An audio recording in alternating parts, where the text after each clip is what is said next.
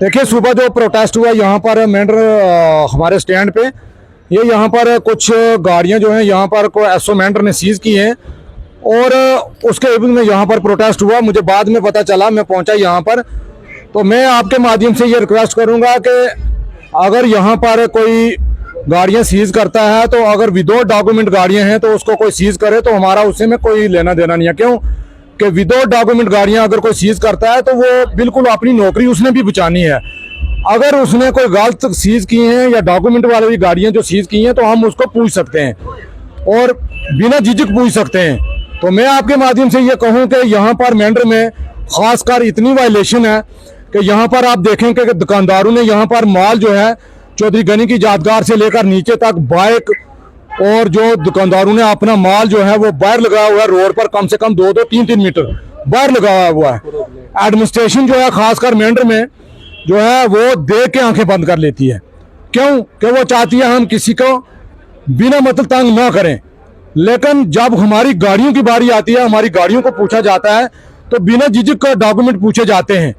मैं यहाँ पर मेंढर में एसडीएम साहब हैं, तहसीलदार साहब हैं या एसएचओ साहब हैं या एसडीपीओ साहब हैं, मैं उनको ये गुजारिश करना चाहता हूं कि यहाँ पर जो दुकानदारों ने जो बाइकें और अपनी जो गाड़ियां घर से लाते हैं वो दुकानों के आगे लगा के तो बाजारों में चले जाते हैं घूमने के लिए, उनको कोई नहीं पूछता है।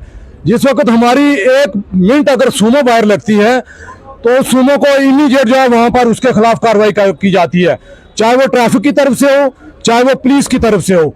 मैं आपके माध्यम से ये रिक्वेस्ट करना चाहता हूँ कि अगर किसी को पूछा जाए तो सबको पूछा जाए, सबको पूछा जाए कि भाई आप गाड़ियां जो हैं बाहर क्यों लगाते हैं, जिसकी वजह से ट्रांसपोर्ट को दिक्कत आती है यहाँ पर। तो हम यही कहना चाहते हैं एसएसपी ट्रैफिक जो है, एसएसपी पुंछ हैं जो, हम उनसे ये रिक्वेस्ट करना चाहते हैं, डीसी पुंछ हैं मेंढर में एसडीएम साहब हैं या एसडीपीओ मेंढर तौसीफ साहब, मैं उनसे ये गुजारिश करूँगा कि यहाँ पर जो दुकानों के आगे जो बाइकें लगा के जो छोटियाँ गाड़ियाँ लगा के लोग घूमने के लिए चले जाते हैं उनके खिलाफ भी कार्रवाई होनी चाहिए। क्यों कि हम एडमिनिस्ट्रेशन के साथ इससे पहले भी चलते आए हैं और आज भी चलते हैं, लेकिन हमें कोई मेरी ट्रांसपोर्ट को अगर कोई गलत को टारगेट करेगा तो हम उसके खिलाफ रोडों पे आएंगे। कोई हमें ये ना बताए कि हम किसी के से डर के तो हम भाग जाएंगे यहाँ से, हम डरने वाले नहीं हैं। क्यों कि यहाँ पर हम भी हिंदुस्तान के आइन में रहना चाहते हैं, हम हिंदुस्तान में रहते हैं और हिंदुस्तान के आइन में बात करना चाहते हैं।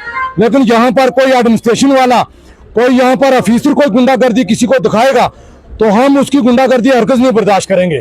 क्यों कि हमने किसी को गुंडागर्दी नहीं दिखाई है आज दिन तक, लेकिन हमारे यहाँ पर मेरे ट्रांसपोर्टर भाइयों को यहाँ पर गालियाँ भी दी जाती हैं, हम सुन रहे हैं। यहाँ पर उनको दादागिरी भी दिखाई जाती है, हम सुन रहे हैं।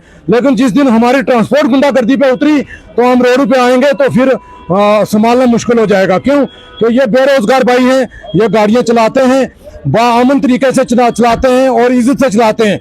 इनको ट्रांसपोर्ट चलाने दें, नहीं तो अगर इनको मजबूर किया गया तो हम मजबूर हम रोड पर आएंगे। और हम ये चाहते हैं कि कार्रवाई होनी चाहिए और बिना झिझक, बिना लालच और बगैर मजहब मिलित यहाँ कार्रवाई होनी चाहिए। हम साथ हैं।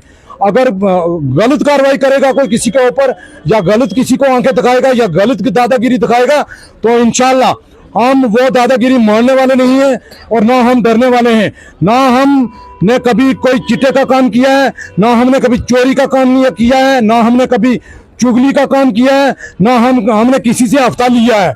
हम बात करेंगे और डंके की चोट पर करेंगे। क्यों कि हमारे बुजुर्गों ने भी यहाँ पर नौकरियां की हैं 40-40 साल और 30-30 साल, और हम बिल्कुल डरने वाले नहीं हैं। और कार्रवाई करें और सबके साथ बराबर चैनल तरीके से कार्रवाई करें, हम आपके साथ हैं।